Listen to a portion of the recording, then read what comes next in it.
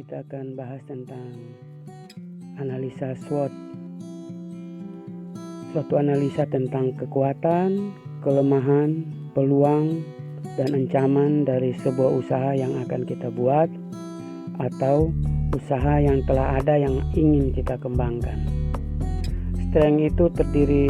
SWOT itu terdiri dari strength, kekuatan, weakness, kelemahan, opportunities atau peluang, dan threat adalah ancaman. Oke, yang pertama tentang kekuatan. Bagaimana kekuatan yang Anda miliki atau perusahaan Anda miliki dapat mendatangkan keuntungan yang lebih bagi usaha Anda atau perusahaan Anda. Weakness itu adalah kelemahan. Jadi ada kekuatan, ada kelemahan. Bagaimana kelemahan itu dapat kita atasi sehingga kelemahan itu bisa berubah menjadi sebuah kekuatan atau peluang bagi usaha kita. Kemudian berikutnya adalah opportunities atau peluang. Itu adalah meraih segera peluang yang ada untuk dapat mendatangkan puing-puing keuntungan bagi usaha atau perusahaan Anda. Dan yang terakhir itu adalah threats atau ancaman. Itu bagaimana Anda merubah sebuah ancaman itu menjadi sebuah peluang bagi usaha Anda. Jadi yang Anda rasa sebagai ancaman itu Anda merubahnya menjadi sebuah peluang. Oke, ini dibagi. Jadi kekuatan dan kelemahan itu sifatnya dari internal perusahaan, dari dalam perusahaan. Misalnya kekuatan marketing kita luas, market luas, modal yang besar, itu adalah kekuatan kita. Kelemahan misalnya ada perusahaan sejenis yang lebih besar dengan modal lebih besar.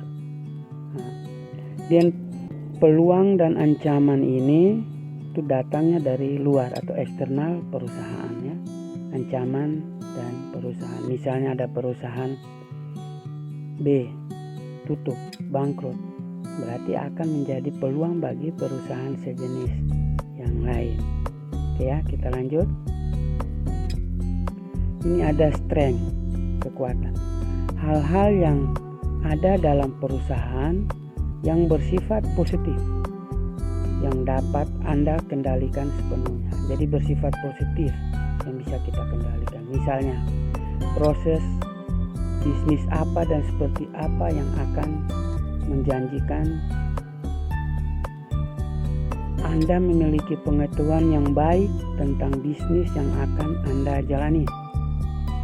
Anda telah memiliki jaringan yang luas, dapat dimanfaatkan.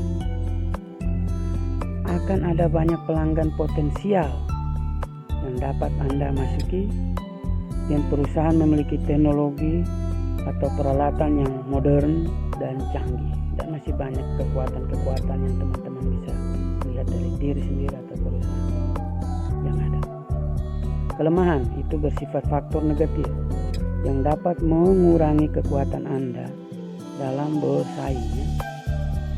Kelemahan misalnya ada hal baru yang harus terus dipelajari agar usaha Anda akan lebih kompetitif. Sedangkan sumber daya manusia, sumber daya keuangan yang dimiliki perusahaan sangat terbatas.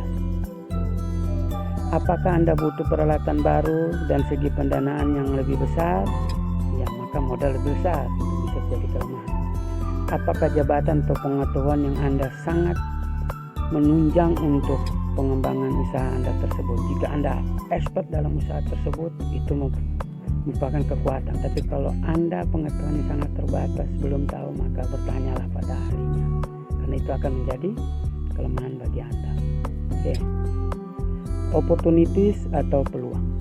Faktor eksternal atau faktor di luar kendali Anda, di luar perusahaan Anda, cenderung menunjang usaha Anda untuk berkembang. Peluang. Apakah ada tren orang akan membeli produk Anda lebih banyak lagi? Itu peluang. Jika Anda berpikir 2 tahun lagi akan produk ini laku, ya itu peluang Anda. Peluang juga apakah ada acara atau event-event yang dapat dimanfaatkan perusahaan, ikut pameran mungkin atau dan sebagainya. Apakah ada perusahaan ada perubahan peraturan yang menguntungkan perusahaan Anda, oke ya. Kemudian yang terakhir itu adalah ancaman, merupakan faktor eksternal juga, tidak dapat Anda kontrol. Anda dapat merubah menjadi sebuah peluang baru. Jadi ancaman itu dari luar ya. Apakah Anda memiliki pesaing potensial yang memasuki pasar Anda? Itu ancaman, tapi bisa peluang. Apakah pemasok akan selalu dapat memasok barang kebutuhan dengan harga yang cocok? Ya kan? Siapa tahu karena Anda udah maju harganya dirubah. Ya kan?